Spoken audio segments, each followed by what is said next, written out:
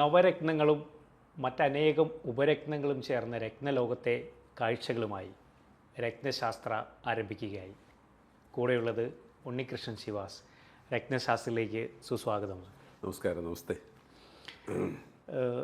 രത്നങ്ങളെക്കുറിച്ച് നമ്മൾ സംസാരിക്കുമ്പോൾ അവയുടെ ഈ വർണ്ണം, കളറ് മാത്രമല്ല അല്ലെങ്കിൽ മാർക്ക് ചെയ്യപ്പെടുന്ന ഒരുപാട് രത്നങ്ങളുണ്ട്. അത് കാഴ്ചയിൽ ഭയങ്കര ഒരു വിഷ്വൽ ബ്യൂട്ടിയുള്ള രത്നങ്ങൾ നമ്മൾ ധാരാളം പരിചയപ്പെടുത്താറുണ്ട്. എനിക്ക് തോന്നുന്നു രത്നങ്ങൾ അവയുടെ ഗുണങ്ങൾ കൊണ്ട് നമ്മൾ തിരിച്ചറിയുന്നുണ്ട്. അതുപോലെ തന്നെ അവയുടെ കളറ് കൊണ്ടും നമ്മൾ പ്രത്യേകം ശ്രദ്ധിക്കപ്പെടുന്ന ധാരാളം രത്നങ്ങളില്ലേ? പിന്നെ തീർച്ചയായിട്ടും ഉണ്ട്. പ്രകൃതിയെ നമുക്ക് മനുഷ്യന് സന്തോഷം തരുന്ന ഒരുപാട് വിഭവങ്ങളിലൊന്നാണ് രത്നങ്ങൾ. കാഴ്ചയിൽ തന്നെ ഒരുപാട് കണ്ണിന് കുളിർമയേറുന്നതും ഭംഗിയേറുന്നതും തിളക്കമേറുന്നതുമായിട്ടുള്ള രത്നങ്ങൾ ധാരാളമുണ്ട്. എല്ലാ രത്നങ്ങളിനകത്തും ഒരു മെഡിസിനൽ പ്രോപ്പർട്ടീസ് ഉണ്ട്.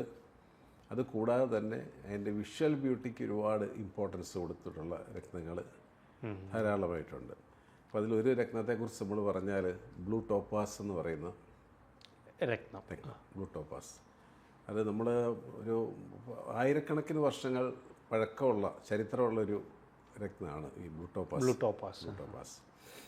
അത് ടോപ്പാസിയോസ് എന്ന് പറയുന്ന ഒരു ഗ്രീക്ക് വേർഡിൽ നിന്നാണ് വന്നിരിക്കുന്നത്. കളർലെസ് ആണ് ആദ്യകാലങ്ങൾ കൂടുതലായിട്ട് കണ്ടെടുത്ത്. പിന്നീട് മഞ്ഞ തരത്തിലുള്ള യെല്ലോ ടോപ്പാസ് എന്ന് പറയുന്ന രത്നങ്ങൾ, അലൂമിനിയം ഫ്ലൂറോ സിലിക്കേറ്റ് ആണ് ഈ രത്നത്തിനകത്ത് അടങ്ങിയിരിക്കുന്ന കണ്ടന്റ്. അതാണ് ഇതിൻ്റെ ഒരു മിനറൽ പ്രോപ്പർട്ടീസ് എന്ന് പറയുന്നത് അല്ലേ? അത് തന്നെ. പിന്നീട് കണ്ടെടുത്തതാണ് ഈ ബ്ലൂ ടോപ്പാസ് ഒക്കെ. അപ്പോൾ വിവിധ നിറത്തിലുള്ള ടോപ്പാസുകളുണ്ടെങ്കിലും ബ്ലൂ ടോപ്പാസ് അതിമനോഹരമായിട്ടുള്ള വിഷ്വൽ ബ്യൂട്ടിയുള്ള വെട്ടി തിളങ്ങുന്ന ഒരു കല്ലാണ്. ആരും ഒന്ന് ശ്രദ്ധിച്ചു പോകുന്നത്, അതായത് പെട്ടെന്ന് നോട്ടീസ് ചെയ്യപ്പെടുന്ന രത്നമാണ്. ഷോറൂമിലൊക്കെ ഈ കല്ലിരുന്നാലും പെട്ടെന്ന് ബ്ലൂ ടോപ്പാസിലോട്ടായിരിക്കും. എന്നാൽ തൊട്ടപ്പുറേ അതിൻ്റെ രാജാവായിട്ടുള്ള ബ്ലൂ സഫേർ ഇരിപ്പുണ്ടെങ്കിൽ പോലും അതിനേക്കാളും വെട്ടിത്തിളങ്ങുന്ന രത്നമാണ് ബ്ലൂ ടോപ്പാസ് എന്ന് പറയുന്നത്. അത് ധാരാളമായിട്ട് നമ്മൾ ഇതിൻ്റെ ധാതുക്കൾ ഈ ഇഗ്നിയസ് റോക്സിൽ നിറഞ്ഞ് വിളഞ്ഞ് ചൂടും സമ്മർദ്ദവും കൊണ്ട് വിളഞ്ഞ ആ ക്രിസ്റ്റൽസ് രൂപപ്പെടുക ചെയ്യുന്നത്. മനസ്സിലായില്ലേ? അത് ഒരുപാട് വർഷത്തെ പ്രോസസ്സാണ്.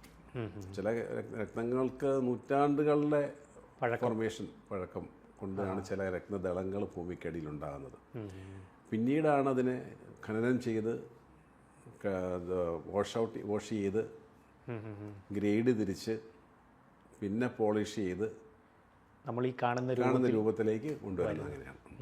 എനിക്ക് തോന്നുന്നു ഇതിൽ ഈ പേരിൽ തന്നെ ഉള്ളതുപോലെ നല്ല ഒരു ബ്ലൂയിഷ് കളറാണ് ഈ രത്നത്തിന് വരുന്നത് അല്ലേ? നമുക്ക് ഈ പല രത്നങ്ങൾക്കും അതിൻ്റെ ഈ കളറിൽ നിന്ന് തന്നെ നമുക്ക് മനസ്സിലാക്കാനായി പറ്റും ഇത് ഇങ്ങനെയുള്ള ഒരു രക്തമാണ്. ഇപ്പം ബ്ലൂ നമ്മളിരിക്കുന്ന ടോപ്പാസിനെ, വൈറ്റ് ടോപ്പാസിനെ കുറിച്ചൊക്കെ നമ്മൾ മുമ്പുള്ള എപ്പിസോഡുകളിലൊക്കെ ചർച്ച ചെയ്തിട്ടുണ്ട്. ഇതൊക്കെ ഒരു ഗ്രൂപ്പിൽ പെടുന്നതാണ്. ഈ ടോപ്പാസ് ഗ്രൂപ്പിൽ സിലിക്കേറ്റ് അടങ്ങിയ അതാണ്. ഇതിൻ്റെ ഹാർഡ്നെസ് അല്ല ഈ കല്ലുകൾക്കെല്ലാം white topaz, blue topaz, yellow topaz, ഇതിനെല്ലാം ഒരേ ഹാർഡ്നെസ്സാണ്. ഹാർഡ്നെസ് 8 ആണ്. ബ്ലൂ സഫയർ 9 ആണ്. ഇതിന് 8 ആണ് ഇതിൻ്റെ ഹാർഡ്നെസ് വരുന്നത്. അപ്പോൾ നമുക്ക് പെട്ടെന്ന് സ്ക്രാച്ച് വീഴാനായിട്ട് ബ്ലൂ ടോപ്പാസ് നമുക്ക് ദിവസവും നമുക്ക് ഉപയോഗിക്കാം. കുറച്ച് റഫായിട്ട് ഉപയോഗിച്ചാലും അതിന് സ്ക്രാച്ചസ് വീഴാൻ ചാൻസസ് കുറവാണ്. കാരണം രത്നങ്ങളുടെ കാഠിന്യമാണ് ഏറ്റവും ഇമ്പോർട്ടൻ്റ് ആയിട്ടുള്ള കാര്യം. രത്നങ്ങളുടെ കളർ പോലെ തന്നെ കാഠിന്യം കൊണ്ടാണ് രത്നങ്ങൾ തിരിച്ചറിയുന്നത്. ഇപ്പോൾ നീല നിറത്തിലുള്ളൊരു റഫ് കല്ല് കിട്ടിയാൽ ഹാർഡ്നെസ് അത് 9 വരുന്നെങ്കിൽ അത് ഇന്ദ്രനീലത്തിൻ്റെ കാറ്റഗറിയിലേക്ക് പോയി. ബ്ലൂ സഫയറിൻ്റെ ആ ഒരു ഇതിലേക്ക് വന്നു. 8 വരുമ്പം ബ്ലൂ ടോപ്പാസ് കാറ്റഗറിയിലേക്ക് പോയി. ഏത് ടോപ്പാസ് ആണെങ്കിലും. മനസ്സിലായില്ലേ? അപ്പോൾ വിവിധ പർപ്പസിന് വേണ്ടിയിട്ടും സബ്സ്റ്റിറ്റ്യൂട്ടായിട്ടും ഒക്കെ ഈ കല്ലുകൾ ഉപയോഗിക്കുന്നുണ്ട്. സോഫ്റ്റ് സ്റ്റോണാണ്. പിന്നെ ബ്ലൂ ടോപ്പാസൊക്കെ വളരെ ഒരു സ്മൂത്ത് സ്റ്റോൺ എന്ന് വേണേൽ പറയാം. സോഫ്റ്റ് ആയിട്ടുള്ളൊരു സ്റ്റോൺ എന്ന് വേണേൽ പറയാം. ഹാർഡ്നെസ് തലത്തിലല്ല, അതിൻ്റെ അതിനകത്ത് കണ്ടൻസ് തലത്തിൽ നോക്കുമ്പോൾ ആ ബ്ലൂ ടോപ്പാസൊക്കെ നമുക്ക് വേണമെങ്കിൽ ആർക്ക് വേണേലും നമുക്ക് ഉപയോഗിക്കാതെ അപ്പോൾ ഭയങ്കര ഭംഗി. അത് വലിയ നീളത്തിലും സ്ക്വയർ കട്ടിങ്ങിലും ഓവൽ കട്ടിങ്ങിലും ഈ പെൻഡൻ്റൊക്കെ ഉണ്ടാക്കാനുള്ള വലിയ ടൈപ്പ് ടെക്നിക്കുകളുണ്ട്. അത് 10, 18 ക്യാരറ്റ്, 20 ക്യാരറ്റ്, 30 ക്യാരറ്റിൻ്റെയൊക്കെ ഒരു സിംഗിൾ സ്റ്റോണായിട്ടും വരും. ഒരു 5 ക്യാരറ്റ്സ് എബോ ആണ് കാണാൻ ഭംഗി. നമ്മൾ എന്തെങ്കിലും ഒരു ആഭരണത്തിലേക്ക് ചെയ്യുമ്പോൾ അതാണ് അതിനകത്ത് ഭംഗിയുള്ളത്. ഇതിൻ്റെ ഒരു മാർക്കറ്റ് വാല്യൂ എങ്ങനെയാണ്? ഇതിൻ്റെ ഒരു പ്രൈസൊക്കെ നമ്മൾ നോക്കുമ്പം എങ്ങനെയായിരിക്കും വരിക? പ്രൈസ് കുറവായത്. പിന്നെ ഇതിനകത്ത് തന്നെ sky blue, 6 blue, London blue എന്നൊക്കെ പറഞ്ഞിട്ട് വെറൈറ്റീസ് ആ ബ്ലൂവിൻ്റെ ഏറ്റക്കുറച്ചിലുകൾ അനുസരിച്ചിട്ടും ഭംഗി കൊണ്ടുമൊക്കെ പലതരത്തിലുള്ള പേരിലത് അറിയപ്പെടുന്നത്. അപ്പോൾ ജനറലി ബ്ലൂ ടോപ്പാസ് അതാണ്. അപ്പം ഇത് ബ്രസീലിലൊക്കെ ധാരാളം ആയിട്ട് ലഭിക്കുന്ന ഒരു കല്ലാണ്. എനിക്ക് തോന്നുന്നു മാർക്കറ്റിൽ എനിക്ക് തോന്നുന്നു വളരെ സുലഭമായിട്ട് കിട്ടുന്ന ഒരു രത്നം കൂടിയാണല്ലേ ഈ ബ്ലൂ ടോപ്പാസ് എന്ന് പറയുന്നത്. പിന്നെ അതുപോലെ തന്നെ ശ്രീലങ്കയിലുണ്ട്, റഷ്യയിലുണ്ട്, അങ്ങനെ പല സ്ഥലത്തൊന്നും ഇത് അവൈലബിലിറ്റി കൂടുതലായതുകൊണ്ടാണ് ഈ പ്രൈസിൻ്റെ കാര്യത്തിലും. പിന്നെ ഇതൊരു സെമി പ്രീഷ്യസ് കാറ്റഗറി പോകുന്ന കല്ലാണ്. മനസ്സിലായില്ലേ? സെമി പ്രീഷ്യസ് കാറ്റഗറി എന്ന് പറയുമ്പോൾ നമുക്ക് നവരത്നങ്ങളാണ് പ്രീഷ്യസ് കാറ്റഗറി വരുന്നത്. റൂബി മുതൽ 9 രത്നങ്ങൾ, അതാണ് പ്രീഷ്യസ് സ്റ്റോൺ എന്ന് പറയുന്നത്. അമൂല്യ രത്നങ്ങൾ എന്ന് ആണ് പറയുന്നത്. അതെ, അമൂല്യ രത്നങ്ങൾ എന്ന് പറയുമ്പോൾ അത് കിട്ടാനുള്ള ഒരു ബുദ്ധിമുട്ടും കൂടെ ഉണ്ട്. അത് ഒരു നല്ല ക്വാളിറ്റിയുള്ള മൂല്യരത്നങ്ങൾ കുറവാണ് പൊതുവെ മൈനിങ്ങിൽ തന്നെ. മൈൻ ചെയ്യാനുള്ള ഇപ്പം നമുക്ക് ഉദാഹരണത്തിന് നമുക്ക് ശ്രീലങ്കൻ ബ്ലൂവും ശ്രീലങ്കൻ യെല്ലോ സഫയറും ഒക്കെ അതവിടെ കിട്ടുള്ളൂ. വേറെ സ്ഥലത്ത് കിട്ടുമ്പം അതിനുള്ള കളർ വ്യത്യാസങ്ങളും, അതുകൊണ്ടാണ് ആ ടൈപ്പ് ഓഫ് സ്റ്റോൺസ് എല്ലാം, ആ സഫയർ ഗ്രൂപ്പ് ഓഫ് സ്റ്റോൺസ് എല്ലാം വേൾഡ് ഫേമസ് എന്ന് പറയുന്നത് ശ്രീലങ്കയാണ്. ശ്രീലങ്കൻ യെല്ലോ സഫയർ അല്ലെങ്കിൽ ശ്രീലങ്കൻ ബ്ലൂ സഫയർ എന്ന് പറയുമ്പം അതിനകത്ത് വേറെ ക്വസ്റ്റ്യനിങ് ഒന്നുമില്ല. മനസ്സിലായില്ലേ? അതൊരു മാർക്കറ്റിൽ അല്ലെങ്കിൽ രത്നങ്ങളുടെ ഇടയിൽ ആ ഒരു പേര് അങ്ങനെ നിൽക്കുന്നു. ആ രാജ്യത്തിന് അങ്ങനെ ഒരു സവിശേഷതയുണ്ട്. രത്നങ്ങളുടെ ഒരു രത്നപുരി എന്ന് പറയുന്ന സ്ഥലം തന്നെ ഉണ്ടല്ലോ. അത് അതിൻ്റെ ആ ഭൂപ്രകൃതി അതിനനുസരിച്ചിട്ടാണ് അത് ഗിഫ്റ്റ് ചെയ്തിരിക്കുന്നത്. രത്നങ്ങൾ കൂടെയാണ് ശരിക്കും ശ്രീലങ്ക തന്നെ ഫേമസ് എന്ന് അറിയപ്പെടുന്നത്. ഏത് രത്നങ്ങൾ ശ്രീലങ്ക ഒരു ട്രേഡിംഗ് സെൻറ്റർ മാത്രമല്ല, മൈനിങ് സെൻറ്റർ കൂടെയാണ് ഈ ശ്രീലങ്ക. അതെ അതെ. സുനാമിയിലൊക്കെ ഒരുപാട് സ്ഥലങ്ങൾ ഒലിച്ചു പോയിട്ടുണ്ട്, ഒരുപാട് മൈനുകൾ പോയിട്ടുണ്ട്. അങ്ങനെയൊക്കെയുള്ള നഷ്ടങ്ങളും ആ രാജ്യത്ത് സംഭവിച്ചിട്ടുണ്ട്.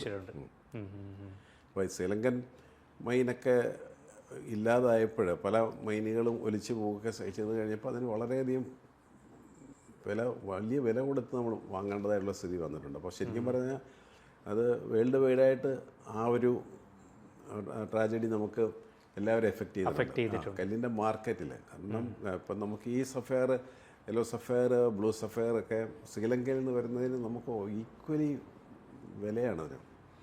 അത് ഈ ഗോൾഡിന് തുല്യമായിട്ടുള്ള ഒരു പ്രൈസിംഗിലേക്ക്, ഗോൾഡിനേക്കാളും കൂടുതൽ ഉള്ള കല്ലുകളുണ്ട് യെല്ലോ സഫയറുകളൊക്കെ. ക്യാരറ്റ്, വലിയ ക്യാരറ്റൊക്കെ വരുമ്പോഴത്തേക്കും നല്ല പ്രൈസിങ് വരും.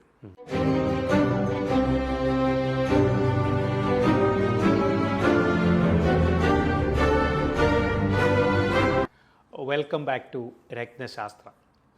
ബ്ലൂ ടോപ്പാസ് കളറ് കൊണ്ട് മാർക്ക് ചെയ്യപ്പെടുന്ന ഒരു രത്നമാണ്.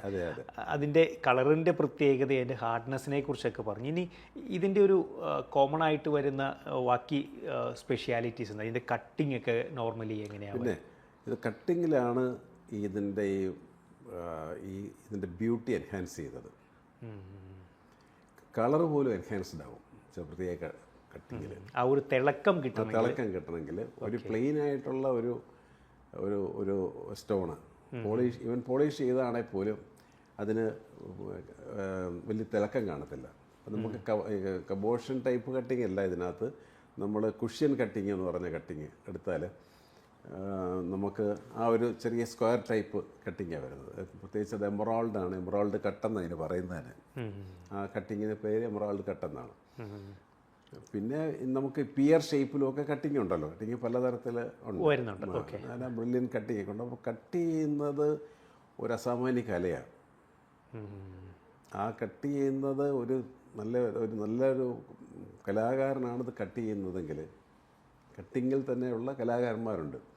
അവരത് അതിൻ്റെ ആ കല്ലിൻ്റെ ബ്യൂട്ടി എന്ന് പറഞ്ഞാൽ മാക്സിമത്തിൽ കൊണ്ടുവന്ന് എത്തിക്കും. അതിൻ്റെ ചെറിയ ചെത്തുകൾ, ചെറിയ ഫേസ് കട്ടിങ്ങുകളൊക്കെ വരുമ്പോഴത്തേക്കും കട്ടിങ് വളരെ മോസ്റ്റ് ഇമ്പോർട്ടൻറ്റ് തിങ്ങാണ്. അപ്പോൾ ഒരു കല്ല് നമ്മൾ ഖനനം ചെയ്യുന്നത്, അതിൻ്റെ ഗ്രേഡ് സോർട്ട് ഔട്ട് ചെയ്യുന്നത്,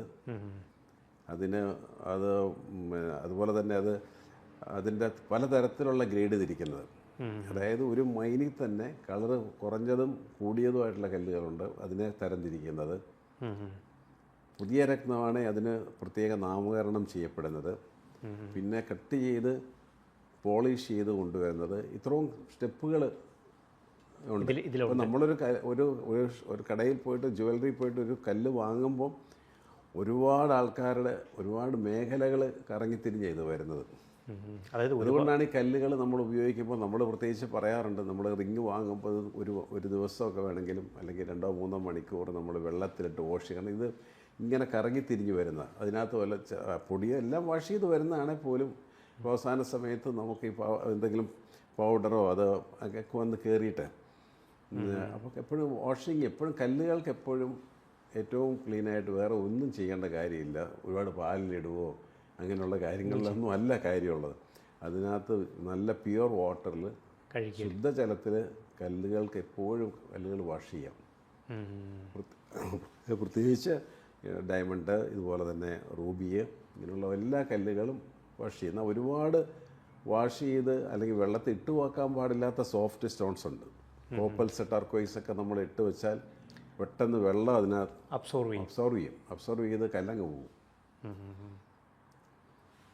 അങ്ങനെയും ഉണ്ട്. അപ്പോൾ വളരെ സൂക്ഷിച്ചിട്ട് ഓരോ കല്ലിൻ്റെ നേച്ചർ അനുസരിച്ചിട്ട് ആണ് നമ്മളതിനെ കൈകാര്യം ചെയ്യേണ്ടത്. പിന്നെ ഇത് അനുയോജ്യമായവർക്കാണ് എപ്പോഴും കല്ലുകൾ നല്ല. ഇപ്പോൾ ഞാൻ ബ്ലൂ ടോപ്പാസ് പോലും ബ്ലൂ സഫയർ അനുയോജ്യമായിട്ടുള്ളവർക്ക് മാത്രമേ ഞാൻ കൊടുക്കാറ്. കാരണം ഇതിനകത്ത് കളറിനകത്ത് വളരെ ഇമ്പോർട്ടൻസ് ഉണ്ട്. ഇപ്പോൾ സഫയർ ഗ്രൂപ്പ് ഓഫ് സ്റ്റോൺസിൽ തന്നെ yellow sapphire, pink sapphire, blue sapphire, ഇങ്ങനെ അനേകം കല്ലുകൾ ഉണ്ടെങ്കിലും അത് ബ്ലൂ സഫയർ ഒരാൾക്ക് മാച്ചിങ് ആണ്, ചിലപ്പോൾ യെല്ലോ സഫയർ മാച്ചിങ് ആണ്. അപ്പോൾ അതിൻ്റെ കളറിനകത്ത് അപ്പം ഈ ബ്ലൂ സഫയർ ഇന്ദ്രനീലം അനുയോജ്യമായ ഒരാൾക്ക് ഇത് ഉപയോഗിക്കാം. പിന്നെന്താ, ധൈര്യമായിട്ട് ഉപയോഗിക്കാം. അപ്പം നമുക്ക് ഇന്ദ്രനീലത്തിൻ്റെ ഒരു ഉപരത്നം എന്ന രീതിയിൽ നമുക്കിതിനെ കാണാനായിട്ട് പറ്റും. അല്ല, കാണാമെന്ന് പറഞ്ഞാൽ ഉപരത്നം എന്ന് പറയുമ്പം ഇന്ദ്രനീലത്തിൻ്റെ നേരെ താഴെ നിൽക്കുന്ന രത്നം എന്ന് പറയുന്നത് അമത്തിസ്റ്റാണ്. അതിൻ്റെ അമത്തിസ്റ്റ് ഒരുപാട് പ്രോപ്പർട്ടീസ് ഉള്ള കല്ലാണ്. ഒരുപാട് മെഡിസിനൽ പ്രോപ്പർട്ടീസ് ഉള്ള, ഹീലിംഗ് പ്രോപ്പർട്ടീസ് ഉള്ള കല്ലാണ്. അതുപോലെ ഡീടോക്സിഫിക്കേഷൻ കഴിവുള്ള കല്ലാണ്. അതെല്ലാം അടങ്ങിയ ഒരു കല്ലാണ് അമത്തിസ്റ്റ്.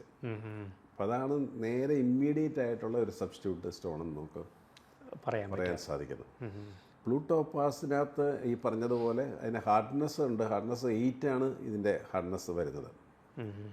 മുഹമ്മദ് സ്കെയിലിൽ 8 ഹാർഡ്നെസ് വരുന്നത്. അപ്പോൾ ഹാർഡ്നെസ് തീർത്തും ഇല്ലായ്മയല്ല, പക്ഷേ എന്നാൽ പോലും നമുക്ക് സബ്സ്റ്റിറ്റ്യൂട്ടായിട്ട് ഉപയോഗിക്കാം. കുട്ടികൾക്കൊക്കെ ഇന്ദ്രനീലൊക്കെ ഭയങ്കര ഭംഗിയാണ്. കയ്യിലിട്ട് കഴിഞ്ഞാൽ പെട്ടെന്ന് നമ്മളെ നോട്ടം അതിനകത്തേക്കേ വരത്തുള്ളൂ. അത്രയ്ക്ക് ഒരു തിളക്കം, ഈ ഒരു തിളക്കമാണ് ഇതിനകത്ത്.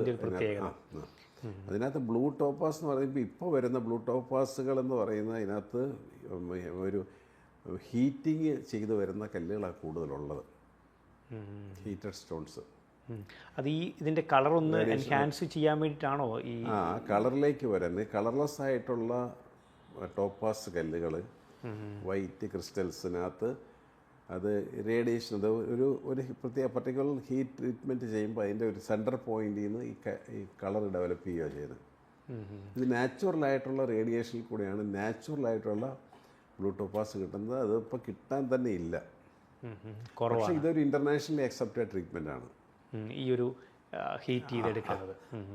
അത് കളർ കൊടുക്കാൻ വേണ്ടിയിട്ടുള്ള ഒരു, അതായത് അതിൻ്റെ ഒരു കളറ് ഓൾറെഡി അതിൽ കളറുണ്ട്, പക്ഷെ അതൊന്ന് എൻഹാൻസ് ചെയ്യാനായിട്ട് ഈ ഒരു കളർലെസ് ആയിട്ടുള്ളത് അത് പ്രത്യേക തരത്തിൽ ഒരു പോയിന്റിൽ ആ റേഡിയേഷൻ ചെന്ന് കളറായി വരുവാ ചെയ്യുന്നത്. അപ്പോൾ അങ്ങനെ അതൊക്കെ ഇൻ്റർനാഷണൽ അക്സെപ്റ്റഡ് ട്രീറ്റ്മെൻറ്റ്സ് ആയിട്ട് വരുന്ന കാര്യങ്ങളാണ്. ഇപ്പം നമ്മൾ പറഞ്ഞു ഇന്ദ്രനീലത്തിന് അല്ലെങ്കിൽ ആ ഒരു കളറിന് മാച്ചായി വരുമ്പോൾ നമുക്ക് ബ്ലൂ ടോപ്പാസ് ഉപയോഗിക്കാമെന്ന് പറഞ്ഞു. ഇപ്പോൾ ഇന്ദ്രനീലവും ബ്ലൂ ടോപ്പാസും കൂടെ നോക്കിയാൽ ഒരു പെട്ടെന്ന് പറയാൻ പറ്റുന്ന ഒരു ഡിഫറൻസ് എന്താ? ഇതിൻ്റെ ഹാർഡ്നെസ് ആണോ നമുക്ക് ആ ഒരു വ്യത്യാസം ബ്ലൂ ടോപ്പാസിലേക്ക് വരുമ്പോൾ? തിളക്ക കൂടുതലും ഈ ഹാർഡ്നെസ്സിൻ്റെ വ്യത്യാസമാണ്. തിളക്ക കൂടുതലും ബ്ലൂ ടോപ്പാസിനായിരിക്കും. പിന്നെ അതുപോലെ തന്നെ പിന്നെ കണ്ടാലൊരു റഫ് ഫിനിഷ് ബ്ലൂ സഫയറിനായിരിക്കും.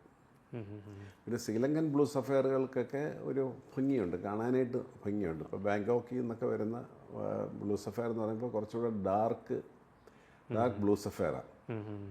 അതെല്ലാം കെട്ടിക്കഴിയും. കാരണം പല കല്ലുകളും കാണുന്നതിലുള്ള ഒരു ഫിനിഷിങ് അല്ല അതിൻ്റെ ക്വാളിറ്റി എന്ന് നമ്മൾ മനസ്സിലാക്കണം.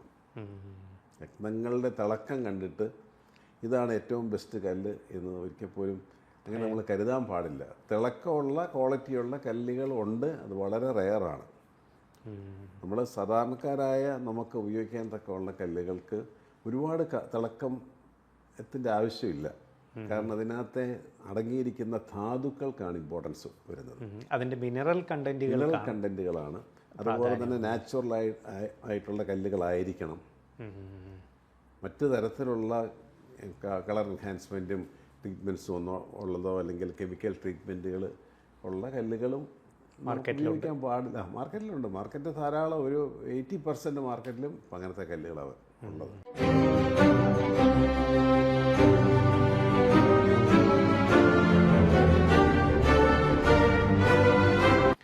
Welcome back to Ratnashastra. Blue topaz ആണ് നമ്മൾ പറഞ്ഞു വന്ന രത്നം. നീല കളറാണ്, അതിൻ്റെ പേരിൽ തന്നെ ഉണ്ട് ബ്ലൂ അല്ലെങ്കിൽ നീല കളർ എന്നുള്ള ഇതുണ്ട്. എനിക്ക് തോന്നുന്നു ഈ നീല കളറുള്ള ബ്ലൂ കളറുള്ള രത്നങ്ങൾ പലതും നമ്മൾ ഇവിടെ ഈ ഒരു രത്നശാസ്ത്രത്തിൽ പങ്കുവച്ചിട്ടുണ്ട്. ഇപ്പം ബ്ലൂ സഫയർ ഉണ്ട്, അതിന് വരുന്ന ഇമ്മീഡിയറ്റ് ആയിട്ടുള്ള ഉപരത്നമായ അമത്തീസിനെ കുറിച്ച് നമ്മൾ പറഞ്ഞിട്ടുണ്ട്. പർപ്പിൾ കളർ വരുന്നത്. ഇപ്പം ഈ നീല കളറിൽ തന്നെ നമുക്ക് കൺഫ്യൂഷൻ വരുന്ന മറ്റുള്ള രത്നങ്ങളും ഉണ്ടല്ലോ. പിന്നെ തീർച്ചയായിട്ടും ഉണ്ട്. അയലൈറ്റ് എന്ന് പറയുന്ന കല്ല്. ഓക്കെ. ഇതും ഈ ബ്ലൂ ടോപ്പാസും അയലൈറ്റും ഒക്കെ അയലൈറ്റും ഒക്കെ പെട്ടെന്ന് നമുക്ക് കണ്ടാൽ തിരിച്ചറിയാൻ പറ്റത്തില്ല. പെട്ടെന്ന് സാധാരണക്കാരന് തിരിച്ചറിയാൻ ബുദ്ധിമുട്ടാണ്. അപ്പം ഇതിനകത്ത് അതുപോലെ ടാൻസനൈറ്റ് എന്ന് പറയുന്ന കല്ലുണ്ട്. ടാൻസനൈറ്റ് വീണ്ടും നീല കളറിൽ. കാരണം ബ്ലൂ എന്ന് പറഞ്ഞാൽ ടാൻസനൈറ്റ് ഒരു വർഷം, എനിക്ക് തോന്നുന്നു 5-6 വർഷം മുമ്പ് ജമാൻ ജുവല്ലറി പ്രൊമോട്ട് ചെയ്തിരുന്ന ഒരു കല്ലാണത്. ടാൻസനൈറ്റിനെ കുറിച്ച് അവർ ഓരോ പുതിയ സ്റ്റോണുകൾ വരുമ്പം അതിനെ അവർ ജനങ്ങളിലേക്ക് എത്തിക്കാൻ വേണ്ടിയിട്ടുള്ളൊരു ഒന്ന് മാർക്കറ്റ് ചെയ്യും. അത് അങ്ങനെ ഒരു വർഷം ടാൻസനൈറ്റ് ആയിരുന്നു. അത് ടാൻസനൈറ്റ് വരുന്നത് തന്നെ ആഫ്രിക്കൻ മെയിനാണത്. ഈ കേപ്പ് ടൗണിലൊക്കെ ടാൻസനൈറ്റിൻ്റെ തന്നെ ഷോറൂമുകളുണ്ട്. സൗത്ത് ആഫ്രിക്കയിൽ പലയിടത്തും ടാൻസനൈറ്റിൻ്റെ മാത്രമുള്ള ഷോറൂമുകൾ ധാരാളമുണ്ട്. ഈ അടുത്ത കാലത്ത് എൻ്റെ ഒരു ഫ്രണ്ട് കേപ്പ് ടൗണിൽ പോയപ്പം ഡയമണ്ടിൻ്റെ തന്നെ ഷോറൂമുണ്ട്. ചെറിയ ഡയമണ്ടിൻ്റെ വില ഒക്കെ നോക്കുമ്പോൾ നമ്മൾ വലിയ, കാരണം അവിടെ മൈനിങ് ഉള്ളതാണ്. ഇത് ഡയമണ്ടിനും മൈനുണ്ട്, അതുപോലെ തന്നെ ടാൻസനൈറ്റിനും മൈനുണ്ട്. ഈ ടാൻസനൈറ്റിന് ഉള്ള ഒരു ഭംഗിയെന്ന് പറഞ്ഞാൽ അത് കണ്ടാൽ നമ്മൾ കാശ്മീർ ബ്ലൂ എന്ന് പറയുന്ന ബ്ലൂ സഫയർ ഉണ്ട്.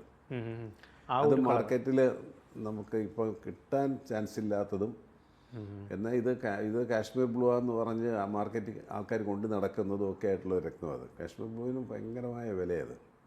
ഭയങ്കര റെയറാണല്ലേ? റെയറുള്ള ആയിട്ടുള്ള സംഗതികൾക്കാണല്ലോ വില കൂടുന്നത്. അതുകൊണ്ടല്ല വലിയ വലിയ കമ്പനികളൊക്കെ ആ ഒരു ലിമിറ്റഡ് എഡീഷൻ വെക്കുന്നതിൻ്റെ കാരണം ഇത് തന്നെയാണല്ലോ. ലിമിറ്റഡ് എഡീഷൻ അല്ലാതെ അത് ഇഷ്ടംപോലെ വണ്ടി അത് മാർക്കറ്റിൽ ഇറക്കിയാൽ അതിന് ഡിമാൻഡ് ഉണ്ടാകും. ടാൻസനൈറ്റ് ഈ ബ്ലൂവിൻ്റെ കാര്യം പറഞ്ഞപ്പോൾ blue sapphire, blue amethyst, blue topaz, iolite. പിന്നെ ബ്ലൂ ടോപ്പാസ് തന്നെ നമ്മൾ സാധാരണ കടകളിൽ ചെന്ന് കഴിഞ്ഞാൽ നമുക്ക് ബ്ലൂ ടോപ്പാസ് ഇതിലും വളരെ ലൈറ്റ് വെറൈറ്റിയെ കാണാൻ പറ്റത്തുള്ളൂ. അക്യുമറൈൻ എന്ന് പറയുന്ന കല്ലുമായിട്ട് ഏതാണ്ട് സാദൃശ്യമുള്ള ഒരു രത്നമായിട്ട് തോന്നത്തക്ക രീതിയിലുള്ള ബ്ലൂ ടോപ്പാസുകളുണ്ട്. ബ്ലൂ ടോപ്പാസ് ആണോ അതോ ഇച്ചിരി കളർ കൂടിയ അക്യുമറൈൻ ആണോ എന്ന് നമ്മൾ സംശയിക്കും. ഈ ഒരു രക്തത്തിന് നല്ല ട്രാൻസ്പെറൻസി ഉണ്ടെന്ന് തോന്നുന്നു അല്ലേ? വളരെ ട്രാൻസ്പെറൻസിയാണ്, ഭയങ്കര ട്രാൻസ്പെറൻസിയാണ്. ഇൻക്ലൂഷൻസ് ഒക്കെ കുറവാന്ന് തോന്നുന്നു ഈ രക്തം. ഇൻക്ലൂഷൻസ് കുറവാണ്. ഇൻക്ലൂഷൻസ് ഒന്നും അങ്ങനെ കാര്യമായിട്ട് ഇൻക്ലൂഷൻസ് ഒന്നും കാണുന്നില്ല. പിന്നെ വളരെ ലെങ്തി ആയിട്ടുള്ള സ്റ്റോണുകളുണ്ട്. സ്ക്വയർ കട്ടിങ് അല്ലാതെ ഒരു റെക്ടാങ്കിൾ ടൈപ്പ് വളരെ നീളം കൂടിയ കല്ലുകളുണ്ട്. അതൊക്കെ ധാരാളമായിട്ട് ഈ ടോപ്പാസിൻ്റെ ഡിഫറെൻറ്റ് കളേഴ്സിൽ ഒരുപാട് സ്റ്റോൺസുകൾ അവൈലബിൾ ആണ്. മനസ്സിലായില്ലേ?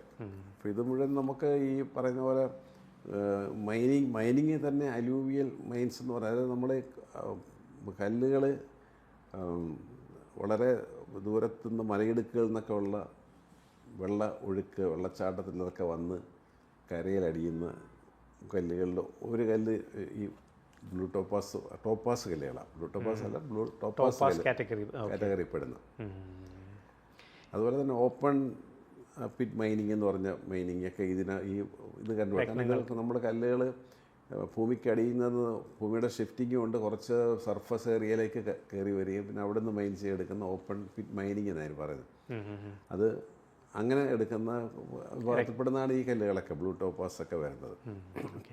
പിന്നെ നമ്മൾ പറഞ്ഞു ഇപ്പം ഈ ഇന്ദ്രനീലത്തിന് മാച്ചായ ആൾക്കാർക്കൊക്കെ ഇത് ഉപയോഗിക്കാമെന്ന് പറഞ്ഞു. എന്നിരുന്നാലും നമുക്കൊരു ഇൻ ജനറൽ എങ്ങനെ ഏത് ആൾക്കാർക്കായിരിക്കും ഈ ഒരു ബ്ലൂ ടോപ്പാസ് ഉപയോഗിക്കുന്നത് നല്ലത്, അല്ലെങ്കിൽ നമ്മളത് ഉപയോഗിക്കുമ്പോൾ എങ്ങനെ എന്തെങ്കിലും ശ്രദ്ധിക്കേണ്ടതായിട്ടുണ്ടോ? അല്ല, ബ്ലൂ ടോപ്പാസ് ഞാൻ പറഞ്ഞല്ലോ സോഫ്റ്റ് ആയിട്ടുള്ള സ്റ്റോണാണ്. പിന്നെ ഇതിൻ്റെ കളറാണ് നമ്മൾ സാറ്റേണുമായിട്ട് ബന്ധപ്പെട്ട കളർ എന്ന് പറയുന്നത്. നീല കളറാണ്. ബ്ലൂ സഫയറുമായിട്ട് ക്ലീനായിട്ട് അടുത്ത് നിൽക്കുന്ന ഒരു കല്ലാണ് ഇത്. പക്ഷെ ബ്ലൂ സഫയറും ഇതും രണ്ടായിട്ട് തന്നെ നമുക്ക് കാണണം. ഒരാൾക്കൊരു കല്ല് നമ്മൾ സജസ്റ്റ് ചെയ്യുമ്പോൾ ഒരാൾക്ക് നമ്മളെ ശനി എന്ന് പറയുന്ന പ്ലാനറ്റിനെ എൻഹാൻസ് ചെയ്യാനായിട്ടാണ് നമ്മളിത് കൊടുക്കുന്നത്. അത് എൻഹാൻസ്മെൻറ്റിന് നമുക്ക് ആളുടെ ഏജ്, പ്രായം ഒക്കെ നോക്കിയിട്ടാണ് അതിൻ്റെ ക്യാരറ്റേജും അത് പ്രീഷ്യസ് വേണോ സെമി പ്രീഷ്യസ് ആണ് നല്ലത് ഈ ഏജിൽ. ഇപ്പോൾ കൊച്ചു കുട്ടികളൊക്കെ ആണെന്നുണ്ടെങ്കിൽ നമുക്ക് ഒരുപാട് ഇന്ദ്രനീലത്തിൻ്റെ വലിയ കല്ലൊന്നും കൊടുക്കേണ്ട കാര്യമില്ല. അവർക്ക് കൂടുതലും ആ ബ്ലൂ ഷെയ്ഡ് ആ ഒരു കളർ കിട്ടുന്ന രീതിയിൽ ഇങ്ങനെ ടോപ്പാസ് കല്ലുകൾ ഉപയോഗിക്കും. അത് യെല്ലോ ടോപ്പാസ് എന്ന് പറയുന്നത് യെല്ലോ സഫയറിന് പകരമായിട്ട് ഉപയോഗിക്കുന്ന കല്ലാണ്. യെല്ലോ സിട്രിൻ എന്ന് പറഞ്ഞ കല്ല്, ഇതെല്ലാം നമുക്ക് സബ്സ്റ്റിറ്റ്യൂട്ട് കല്ലുകളാണ്. അതെല്ലാം നമുക്ക് യെല്ലോ സഫയറിൻ്റെ ഉപരത്നങ്ങളിൽ പെടുന്നു. അപ്പോൾ അതുപോലെ നമുക്ക് ഉപയോഗിക്കാൻ പറ്റുന്ന ഒരു രത്നമാണ് ഈ ബ്ലൂ ടോപ്പാസ് എന്ന് പറയുന്ന. എനിക്കൊന്ന് വളരെ ഫാൻസിയൊക്കെ ആയിട്ട് ധാരാളം ആൾക്കാർ ഉപയോഗിക്കുന്ന ഒരു രത്നം കൂടിയാണ്. അതെ അതെ അതെ അതെ ഭംഗിക്ക് വേണ്ടി ധാരാളം ആൾക്കാർ ഉപയോഗിക്കുന്നവരുണ്ട്. ഒരു രത്നം ധരിച്ച് ഒരാഗ്രഹത്തിൻ്റെ പുറത്ത് ധരിക്കുന്ന ആൾക്കാരുണ്ട്. അപ്പോൾ ഇത് നമ്മൾ പണിയുന്ന സ്ഥലത്തൊക്കെ ഒരുപാട് ശ്രദ്ധ വേണ്ടല്ല, പൊട്ടിപ്പോവും ഈ ഒരു ഹാർഡ്നെസ്സിൻ്റെ അതിൻ്റെ സെറ്റിങ്. പിന്നെ അതിൻ്റെ കളർ ചെയ്യുമ്പോഴും ഒക്കെ വളരെ ശ്രദ്ധിച്ചില്ലെങ്കിൽ ഡാമേജസ് പെട്ടെന്ന് സംഭവിക്കാൻ പറ്റും. സ്ക്രാച്ച് ടൂൾസൊക്കെ ഉപയോഗിക്കുമ്പം വളരെ ശ്രദ്ധിച്ചില്ലെങ്കിൽ സ്ക്രാച്ച് വീണാൽ അത് എടുത്തറിയാൻ ചാൻസ്. ഇത്രയും തിളക്കമുള്ള സ്ഥലത്തോട് സ്ക്രാച്ച് വീണാൽ പെട്ടെന്ന് നോട്ടീസ് ചെയ്യും. കാരണം നല്ല ട്രാൻസ്പെറൻസി ഉണ്ട്, നല്ല തിളക്കമുണ്ട്. പിന്നെ അതിൻ്റെ കട്ടിങ്ങിലുള്ള ഒരു സ്പെഷ്യാലിറ്റി ഒക്കെ വരുമ്പോൾ നല്ല സ്മിത്തുമാരുണ്ട്. നല്ല പണിയുന്ന നല്ല സ്മിത്തിൻ്റെ കൊടുത്ത് അത് ചെയ്യിക്കാവുള്ളൂ. പിന്നെ ഉപയോഗിക്കുമ്പോഴും ഈ പറഞ്ഞ പോലെ നമ്മൾ ഏത് രത്നമാണോ ഉപയോഗിക്കുന്നത് അതിൻ്റെ ഒരു ബേസിക് ആയിട്ടുള്ളൊരു നേച്ചർ അല്ലെങ്കിൽ ക്യാരക്ടർ നമ്മൾ അറിഞ്ഞിട്ട് വേണം അതിനെ ഒന്ന് കൈകാര്യം ചെയ്യാനും. കാരണം വളരെ റഫായിട്ട് ഉപയോഗിക്കാൻ പറ്റുന്ന രത്നങ്ങളുണ്ട്, ഇതേപോലെ നമ്മൾ സോഫ്റ്റ് ആയിട്ട് ഹാൻഡിൽ ചെയ്യുന്ന രത്നങ്ങളും ധാരാളമുണ്ട്. അപ്പോൾ രത്നങ്ങളുടെ നേച്ചർ മനസ്സിലാക്കിക്കൊണ്ട് വേണം നമ്മളത്. രത്നങ്ങൾ എന്ന് പറയുമ്പോൾ രത്നങ്ങൾ ധരിക്കുന്ന ആൾക്ക് അനുയോജ്യമാണോ നമ്പർ 1. അത് ഏത് രത്നം ഏത് തൂക്കത്തിൽ ഏത് അളവിൽ വേണം. നമ്പർ 2, ധരിക്കുന്ന രത്നം നാച്ചുറലാണോ അതോ കളർ എൻഹാൻസ്ഡ് ആണോ ഡിഫ്യൂസ്ഡ് ആണോ, ഇതെല്ലാം അറിഞ്ഞിരിക്കണം. അങ്ങനെ ഒരുപാട് കാര്യങ്ങൾ നമ്മൾ ശ്രദ്ധിക്കണം. ഇതിൽ നമ്മൾ ശ്രദ്ധിക്കേണ്ടത്, ഇപ്പോൾ നമ്മളെപ്പോലുള്ള ആൾക്കാർ ശ്രദ്ധിക്കുന്നത് കൃത്യമായിട്ടുള്ള അനുയോജ്യമായ രത്നമാണോ, അല്ലെങ്കിൽ ഈ കല്ല് നമ്മളുടെ കയ്യിലിരിക്കുന്ന ഈ കല്ല് എന്തെങ്കിലും ആർട്ടിഫിഷ്യലായിട്ടുള്ള കെമിക്കൽസ് ഉപയോഗിച്ച് കയറിയിട്ടുണ്ടോ, അതുപോലെ ലാബ് ഗ്രോൺ ആണോ, ഇങ്ങനെയുള്ള കാര്യങ്ങളൊക്കെയാണ് നമ്മൾ നോക്കി.